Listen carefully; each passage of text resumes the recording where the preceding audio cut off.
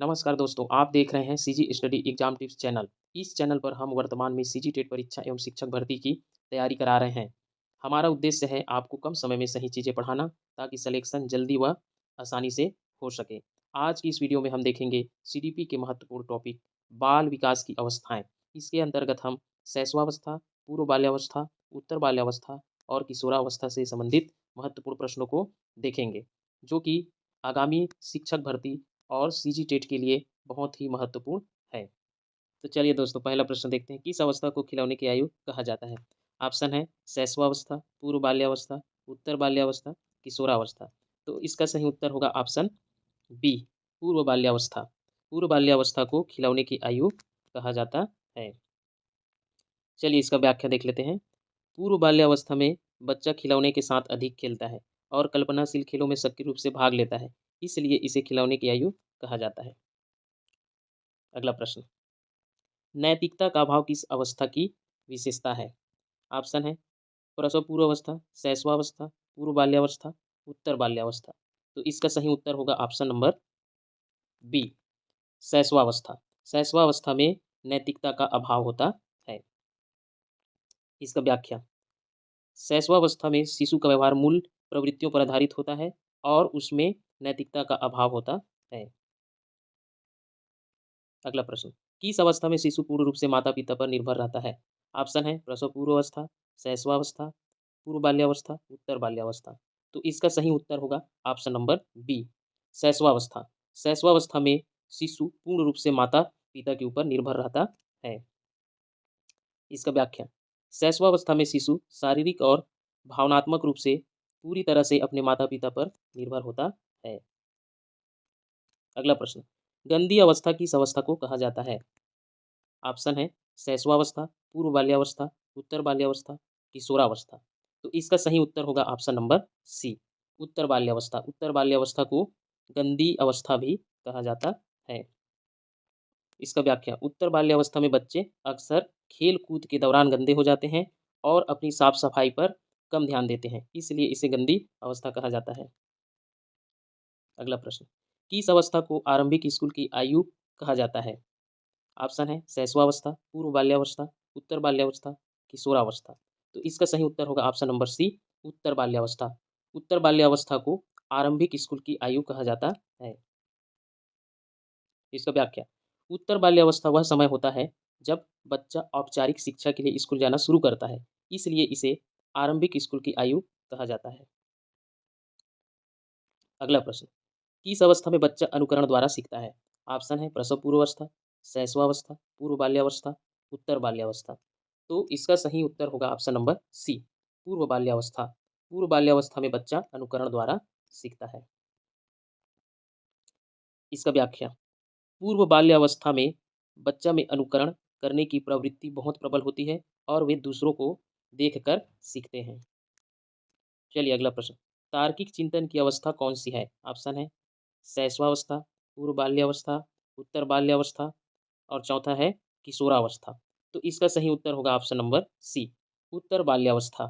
तार्किक चिंतन की अवस्था किसे कहा जाता है? उत्तर बाल्यावस्था को। इसका व्याख्या, उत्तर बाल्यावस्था में बच्चों में तार्किक चिंतन की क्षमता विकसित होने लगती है। अगला प्रश्न, किस अवस्था में जिज्ञासा ज़्यादा होती है? ऑप्शन है प्रसव पूर्वावस्था, शैशवावस्था, पूर्व बाल्यावस्था, उत्तर बाल्यावस्था। तो इसका सही उत्तर होगा ऑप्शन नंबर सी, पूर्व बाल्यावस्था। पूर्व बाल्यावस्था में जिज्ञासा सबसे ज़्यादा होती है। इसका व्याख्या, पूर्व बाल्यावस्था में बच्चे अपने आसपास की दुनिया के बारे में जानने के लिए बहुत उत्सुक होते हैं, इसलिए इस अवस्था में जिज्ञासा अधिक होती है। अगला प्रश्न, जीवन का अनोखा काल किस अवस्था को कहा जाता है? ऑप्शन है शैशवावस्था, पूर्व बाल्यावस्था, उत्तर बाल्यावस्था, किशोरावस्था। तो इसका सही उत्तर होगा ऑप्शन नंबर सी, उत्तर बाल्यावस्था। उत्तर बाल्यावस्था को जीवन का अनोखा काल भी कहा जाता है। इसका व्याख्या, उत्तर बाल्यावस्था को जीवन का अनोखा काल कहा जाता है क्योंकि यह बचपन और किशोरावस्था के बीच का एक महत्वपूर्ण संक्रमण काल है। अगला प्रश्न, किस अवस्था में संग्रहण की प्रवृत्ति विकसित होने लगती है? ऑप्शन है शैशवावस्था, पूर्व बाल्यावस्था, उत्तर बाल्यावस्था, किशोरावस्था। तो इसका सही उत्तर होगा ऑप्शन नंबर सी, उत्तर बाल्यावस्था। उत्तर बाल्यावस्था में संग्रहण की प्रवृत्ति विकसित होने लगती है। इसका व्याख्या, उत्तर बाल्यावस्था में बच्चे अक्सर चीज़ों को इकट्ठा करना और उनका संग्रहण करना शुरू कर देते हैं। अगला प्रश्न, किस अवस्था में बच्चा कल्पनाशीलता वाले खेल में सक्रिय रूप से भाग लेता है? ऑप्शन है प्रसव पूर्वावस्था, शैशवावस्था, पूर्व बाल्यावस्था, उत्तर बाल्यावस्था। तो इसका सही उत्तर होगा ऑप्शन नंबर सी, पूर्व बाल्यावस्था। पूर्व बाल्यावस्था में बच्चा जो है कल्पनाशीलता वाले खेलों में सक्रिय रूप से भाग लेता है। इसका व्याख्या, पूर्व बाल्यावस्था में बच्चों की कल्पनाशीलता बहुत विकसित होती है और वे काल्पनिक खेलों में सक्रिय रूप से भाग लेते हैं। अगला प्रश्न, किस अवस्था को स्मार्ट एज कहा जाता है? ऑप्शन है शैशवावस्था, पूर्व बाल्यावस्था, उत्तर बाल्यावस्था, किशोरावस्था। तो इसका सही उत्तर होगा ऑप्शन नंबर सी, उत्तर बाल्यावस्था। उत्तर बाल्यावस्था को स्मार्ट एज भी कहा जाता है। इसका व्याख्या, उत्तर बाल्यावस्था में बच्चों की मानसिक और तार्किक क्षमताएं विकसित होने लगती है, इसलिए इसे स्मार्ट एज भी कहा जाता है। अगला प्रश्न, भाषा अर्जन के लिए संवेदनशील चरण किस अवस्था को कहा जाता है? ऑप्शन है शैशवावस्था, पूर्व बाल्यावस्था, उत्तर बाल्यावस्था, किशोरावस्था। तो इसका सही उत्तर होगा ऑप्शन नंबर बी, पूर्व बाल्यावस्था। पूर्व बाल्यावस्था को भाषा अर्जन के लिए संवेदनशील चरण कहा जाता है। इसका व्याख्या, पूर्व बाल्यावस्था में बच्चे भाषा को बहुत तेजी से सीखते हैं, इसलिए इसे भाषा अर्जन के लिए एक संवेदनशील चरण माना जाता है। अगला प्रश्न, गेम स्टेज किस अवस्था को कहा जाता है? ऑप्शन है शैशवावस्था, पूर्व बाल्यावस्था, उत्तर बाल्यावस्था, किशोरावस्था। तो इसका सही उत्तर होगा ऑप्शन नंबर सी, उत्तर बाल्यावस्था। उत्तर बाल्यावस्था को गेम स्टेज की अवस्था कहा जाता है। इसका व्याख्या, उत्तर बाल्यावस्था में बच्चे विभिन्न प्रकार के संगठित और नियम आधारित खेलों में भाग लेते हैं, इसलिए इसे गेम स्टेज कहा जाता है। अगला प्रश्न, टोली या समूह की अवस्था किसे कहा जाता है? टोली या समूह की अवस्था किसे कहा जाता है? ऑप्शन शैशवावस्था, पूर्व बाल्यावस्था, उत्तर बाल्यावस्था, किशोरावस्था। तो इसका सही उत्तर होगा ऑप्शन नंबर सी, उत्तर बाल्यावस्था। उत्तर बाल्यावस्था को टोली या समूह की अवस्था कहा जाता है।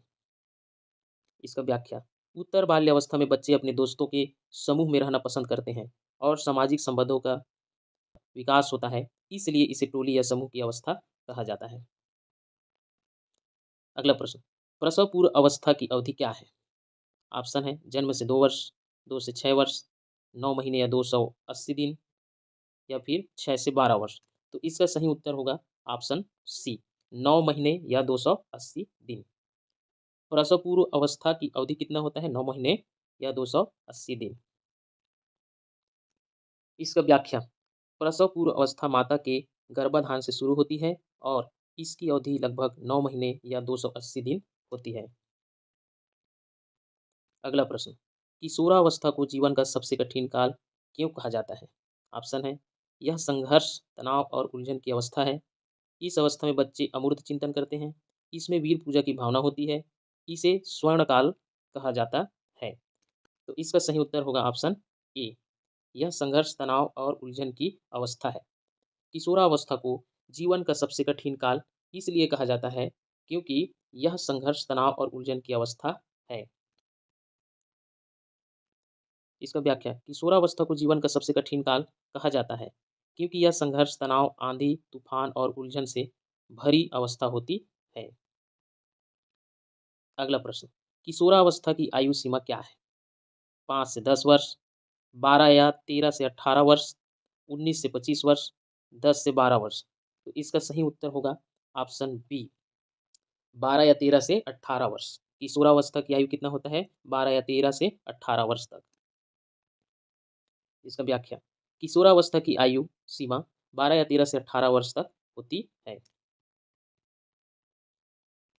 अगला प्रश्न, किशोरावस्था में किस प्रकार की भावना प्रबल होती है? ऑप्शन है वीर पूजा, ईर्ष्या और घृणा, निस्वार्थ प्रेम, अकेलापन। तो इसका सही उत्तर होगा ऑप्शन नंबर ए, वीर पूजा। किशोरावस्था में वीर पूजा की भावना प्रबल होती है। इसका व्याख्या, किशोरावस्था में बच्चे किसी व्यक्ति विशेष जैसे खिलाड़ी, अभिनेता या आदर्श को अपना आदर्श मानकर उसकी पूजा करते हैं, जिसे वीर पूजा की भावना कहा जाता है। अगला प्रश्न, किशोरावस्था को किस अन्य नाम से भी जाना जाता है? ऑप्शन है बचपन, युवावस्था, स्वर्णकाल, वृद्धावस्था। तो किशोरावस्था को और किस नाम से जाना जाता है? तो इसका सही उत्तर होगा ऑप्शन नंबर सी, स्वर्णकाल। किशोरावस्था को स्वर्णकाल के नाम से भी जाना जाता है। इसका व्याख्या, किशोरावस्था को स्वर्णकाल या गोल्डन एज भी कहा जाता है, क्योंकि यह जीवन का एक महत्वपूर्ण और यादगार चरण होता है। अगला प्रश्न, किशोरावस्था में बच्चे किस प्रकार का चिंतन करते हैं? तो ऑप्शन है मूर्त चिंतन, अमूर्त चिंतन, तार्किक चिंतन, भावनात्मक चिंतन। तो इसका सही उत्तर होगा ऑप्शन बी, अमूर्त चिंतन। किशोरावस्था में बच्चे किस प्रकार के चिंतन करते हैं? अमूर्त चिंतन। इसका व्याख्या, इस अवस्था में बच्चों में अमूर्त चिंतन करने की क्षमता विकसित होती है, जिससे वे उन चीज़ों के बारे में भी सोच पाते हैं जो उनके सामने नहीं होती। अगला प्रश्न, किशोरावस्था की एक प्रमुख विशेषता क्या है? ऑप्शन है, इसमें केवल समलिंगी आकर्षण होता है, इसमें विषमलिंगी आकर्षण होता है, इसमें कोई आकर्षण नहीं होता, इसमें केवल भावनात्मक आकर्षण होता है। तो इसका सही उत्तर होगा ऑप्शन नंबर बी, इसमें विषमलिंगी आकर्षण होता है। किशोरावस्था की एक विशेषता क्या है? कि इसमें विषमलिंगी आकर्षण होता है। अभिवृद्धि क्या है? ऑप्शन है मानसिक, सामाजिक, संवेगात्मक तथा बौद्धिक पक्षों में परिपक्वता, शरीर की संरचना या आकार का बढ़ना, जीवन भर चलने वाली प्रक्रिया, आंतरिक एवं बाह्य दोनों स्तरों पर होने वाली प्रक्रिया। तो इसका सही उत्तर होगा साथियों ऑप्शन नंबर बी, शरीर की संरचना या आकार का बढ़ना। अभिवृद्धि क्या है? शरीर की संरचना या आकार का बढ़ना। इसका व्याख्या है, जब हमारे शरीर की संरचना या आकार बढ़ना शुरू होता है तो उसे अभिवृद्धि कहते हैं। अगला प्रश्न, विकास क्या है? ऑप्शन है शरीर की संरचना या आकार में वृद्धि, एक ऐसी प्रक्रिया जो कुछ समय के बाद रुक जाती है, मानसिक, सामाजिक, संवेगात्मक तथा बौद्धिक पक्षों में परिपक्वता, और लास्ट है एक ऐसी प्रक्रिया जो क्रम के अनुसार नहीं चलती। तो इसका सही उत्तर होगा ऑप्शन नंबर सी, मानसिक, सामाजिक, संवेगात्मक तथा बौद्धिक पक्षों में परिपक्वता को विकास कहते हैं। इसका व्याख्या है, जब हमारे मानसिक, सामाजिक, संवेगात्मक तथा बौद्धिक पक्षों में परिपक्वता आती है तो उसे विकास कहते हैं। अगला प्रश्न, अभिवृद्धि का स्वरूप कैसा होता है? ऑप्शन है आंतरिक, बाह्य, आंतरिक एवं बाह्य दोनों, और इनमें से कोई नहीं। तो इसका सही उत्तर होगा ऑप्शन नंबर बी, अभिवृद्धि का स्वरूप बाह्य होता है। इसका व्याख्या है, अभिवृद्धि का स्वरूप बाह्य होता है। अगला प्रश्न, विकास का स्वरूप कैसा होता है? ऑप्शन है आंतरिक, बाह्य, आंतरिक एवं बाह्य दोनों, इनमें से कोई नहीं। तो इसका सही उत्तर होगा ऑप्शन नंबर सी, विकास का स्वरूप जो है आंतरिक एवं बाह्य दोनों होता है। इसका व्याख्या, विकास का स्वरूप आंतरिक एवं बाह्य दोनों होता है। अगला प्रश्न, अभिवृद्धि की प्रक्रिया कब तक चलती है? ऑप्शन है जीवन भर, कुछ समय के बाद रुक जाती है, केवल बचपन में, केवल किशोरावस्था में। तो इसका सही उत्तर होगा ऑप्शन नंबर बी, अभिवृद्धि की प्रक्रिया जो है कुछ समय के बाद रुक जाती है। इसका व्याख्या, अभिवृद्धि कुछ समय के बाद रुक जाती है। अगला प्रश्न, विकास की प्रक्रिया कब तक चलती है? कुछ समय के बाद रुक जाती है, जीवन भर चलती रहती है, केवल बचपन और किशोरावस्था में, और लास्ट ऑप्शन है केवल वयस्कता में। तो इसका सही उत्तर होगा ऑप्शन नंबर बी, जीवन भर चलती रहती है। विकास की प्रक्रिया जो है जीवन भर चलती रहती है। इसका व्याख्या, विकास जीवन भर चलता रहता है। अगला प्रश्न, क्या अभिवृद्धि एक क्रमबद्ध प्रक्रिया है? ऑप्शन है हाँ, यह हमेशा क्रम में चलती है, नहीं यह क्रम के अनुसार नहीं चलती, यह कभी-कभी क्रम से चलती है, यह केवल बाल्यावस्था में क्रम से चलती है। तो इसका सही उत्तर होगा ऑप्शन नंबर बी, नहीं, यह क्रम के अनुसार नहीं चलती। अभिवृद्धि एक क्रमबद्ध प्रक्रिया नहीं है, यह क्रम के अनुसार नहीं चलती है। इसका व्याख्या, अभिवृद्धि क्रम के अनुसार नहीं चलती।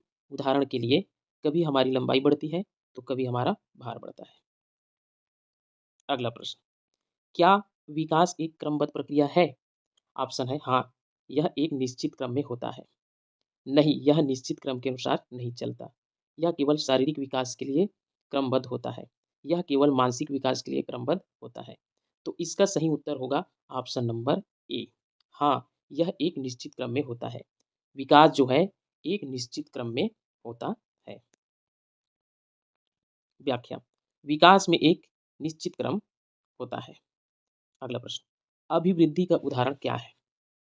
ऑप्शन है भाषा ज्ञान में वृद्धि, मस्तिष्क का विकास, लंबाई और चौड़ाई में वृद्धि, सामाजिक परिपक्वता। तो इसका सही उत्तर होगा ऑप्शन नंबर सी, लंबाई और चौड़ाई में वृद्धि। अभिवृद्धि जो है लंबाई और चौड़ाई में वृद्धि को कहते हैं। व्याख्या, अभिवृद्धि के उदाहरण के रूप में लंबाई और चौड़ाई आता है। अगला प्रश्न, विकास का उदाहरण क्या है? ऑप्शन है शरीर का आकार बढ़ना, भार में वृद्धि, मानसिक और सामाजिक विकास, शरीर की संरचना में वृद्धि। तो इसका सही उत्तर होगा ऑप्शन नंबर सी, मानसिक और सामाजिक विकास। विकास का उदाहरण क्या है? मानसिक और सामाजिक विकास।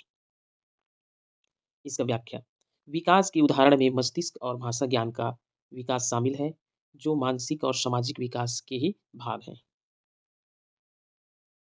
अगला प्रश्न, वृद्धि के बारे में कौन सा कथन सही है? ऑप्शन है यह गुणात्मक और परिमाणात्मक दोनों होती है, इसका सीधे सीधे मापन नहीं किया जा सकता, यह केवल परिमाणात्मक होती है, यह विकास के बिना संभव नहीं है। तो इसका सही उत्तर होगा ऑप्शन सी, यह केवल परिमाणात्मक होती है। इसका व्याख्या, वृद्धि केवल परिमाणात्मक होती है, जैसे कि भार और लंबाई को मापना। अगला प्रश्न, विकास के संदर्भ में कौन सा कथन सही है? ऑप्शन, यह केवल परिमाणात्मक होता है, यह केवल गुणात्मक होता है, यह केवल मानसिक होता है, यह परिमाणात्मक और गुणात्मक दोनों होता है। तो इसका सही उत्तर है ऑप्शन डी, यह परिमाणात्मक और गुणात्मक दोनों होता है। विकास जो है परिमाणात्मक और गुणात्मक दोनों होता है। इसका व्याख्या, विकास परिमाणात्मक और गुणात्मक दोनों होता है। अगला प्रश्न, वृद्धि का उदाहरण क्या है जिसे मापा जा सकता है? ऑप्शन है नैतिक विकास, सामाजिक विकास, मानसिक विकास, भार और लंबाई। तो इसका सही उत्तर होगा ऑप्शन डी, भार और लंबाई वृद्धि का उदाहरण है। भार और लंबाई को हम माप सकते हैं। इसका व्याख्या, हम भार और लंबाई को माप सकते। अगला प्रश्न, कौन सा विकास सीधे सीधे मापा नहीं जा सकता? मानसिक विकास, सामाजिक विकास, शारीरिक विकास, उपरोक्त सभी। तो इसका सही उत्तर होगा ऑप्शन बी, सामाजिक विकास। सामाजिक विकास को हम सीधे सीधे नहीं माप सकते। इसका व्याख्या है, हम सामाजिक और नैतिक विकास का सीधे सीधे मापन नहीं कर सकते। अगला प्रश्न, क्या यह आवश्यक है कि वृद्धि होने पर विकास भी हो? ऑप्शन है हाँ, यह हमेशा होता है। नहीं, यह आवश्यक नहीं है। यह केवल बच्चों में होता है, यह केवल वयस्कों में होता है। तो इसका सही आंसर है ऑप्शन बी, नहीं, यह आवश्यक नहीं है। वृद्धि होने पर विकास होना आवश्यक नहीं है। इसका व्याख्या, किसी व्यक्ति का वजन बढ़ने पर यह जरूरी नहीं है कि उसका क्रियात्मक विकास भी बढ़े। अगला प्रश्न, क्या विकास वृद्धि के बिना संभव है? ऑप्शन है हाँ, यह संभव है। नहीं, यह संभव नहीं है। यह केवल कुछ विशेष परिस्थितियों में होता है। यह केवल बच्चों में होता है। तो इसका सही उत्तर होगा ऑप्शन ए, हाँ, यह संभव है। विकास वृद्धि के बिना भी संभव है। इसका व्याख्या, विकास वृद्धि के बिना भी संभव है। कुछ लोगों का आकार या भार नहीं बढ़ता, लेकिन उनमें नैतिक, सामाजिक या बौद्धिक विकास होता है। अगला प्रश्न, आईक्यू यानी कि बुद्धि लब्धि का बढ़ना किसका उदाहरण है? ऑप्शन है वृद्धि, विकास, दोनों, इनमें से कोई नहीं। तो इसका सही उत्तर होगा ऑप्शन बी, विकास। आईक्यू या बुद्धि लब्धि का बढ़ना किसका उदाहरण है? विकास का उदाहरण है। व्याख्या। किसी व्यक्ति का वजन बढ़ने पर यह जरूरी नहीं है कि उनका आईक्यू भी बढ़े, जिससे यह पता चलता है कि आईक्यू का बढ़ना विकास का हिस्सा है। अगला प्रश्न, वृद्धि और विकास के बीच मुख्य अंतर क्या है? ऑप्शन है, वृद्धि मापन योग्य है, जबकि विकास का सीधे मापन नहीं किया जा सकता। वृद्धि गुणात्मक है, जबकि विकास परिणात्मक है। वृद्धि जीवन भर चलती है, जबकि विकास एक निश्चित उम्र में रुक जाता है। वृद्धि और विकास दोनों एक ही प्रक्रिया है। तो इसका सही उत्तर होगा ऑप्शन ए। वृद्धि मापन योग्य है, जबकि विकास का सीधे मापन नहीं किया जा सकता। यही इसका उत्तर है। इसका व्याख्या, वृद्धि को भार और लंबाई जैसे मापदंडों से मापा जा सकता है, जबकि सामाजिक या नैतिक विकास का सीधे मापन नहीं किया जा सकता। चलिए अगला प्रश्न, परिपक्वता का क्या अर्थ है? ऑप्शन है, बाहरी वातावरण से सीखना, आनुवंशिक विन्यास के पूर्व निर्धारित रूप से प्रकट होने की प्रक्रिया, सामाजिक बातचीत से विकास, शिक्षा के माध्यम से ज्ञान प्राप्त करना। तो इसका सही उत्तर है ऑप्शन बी, आनुवंशिक विन्यास के पूर्व निर्धारित रूप से प्रकट होने की प्रक्रिया। चलिए इसकी व्याख्या देखते हैं। परिपक्वता वह प्रक्रिया है जिसमें आनुवंशिक विन्यास के अनुसार एक व्यक्ति में पूर्व निर्धारित रूप से परिवर्तन होते हैं या बड़े होने पर स्वाभाविक रूप से आती रहती है और हेरेडिटी से संबंधित होती है। चलिए अगला प्रश्न। अगला प्रश्न विकास के आयाम से है। विकास के आयामों में से कौन सा आयाम बहुआयामी और बहुदिशात्मक होता है? ऑप्शन है, केवल शारीरिक विकास, केवल गत्यात्मक विकास, विकास, परिपक्वता। तो इसका सही उत्तर होगा ऑप्शन सी, विकास। इसका व्याख्या, विकास बहुआयामी होता है और मल्टी डायरेक्शन में होता है। इसका मतलब है कि विकास कई क्षेत्रों में एक साथ होता है और इनकी दिशा निश्चित नहीं होती। अगला प्रश्न, गत्यात्मक विकास किससे संबंधित है? ऑप्शन है, केवल मानसिक क्षमता से, मसल्स और हड्डियों की क्षमता और उन पर नियंत्रण से, सामाजिक कौशल से, भावनात्मक समझ से। तो इसका सही उत्तर होगा ऑप्शन बी, मसल्स और हड्डियों की क्षमता और उन पर नियंत्रण से। ठीक है। इसका व्याख्या, गत्यात्मक विकास एक प्रकार का शारीरिक विकास है जो मसल्स और हड्डियों की क्षमता और उन पर नियंत्रण से संबंधित होता है। अगला प्रश्न, गामक विकास को कितने भागों में बांटा गया है? ऑप्शन है, 1, 2, 3, 4। तो इसका सही उत्तर होगा ऑप्शन बी, 2। गामक विकास को 2 भागों में बांटा गया है। व्याख्या, गामक विकास को 2 भागों में बांटा गया है। पहला फाइन मोटर स्किल, दूसरा है ग्रॉस मोटर स्किल। अगला प्रश्न है, फाइन मोटर स्किल में किसका कम उपयोग होता है?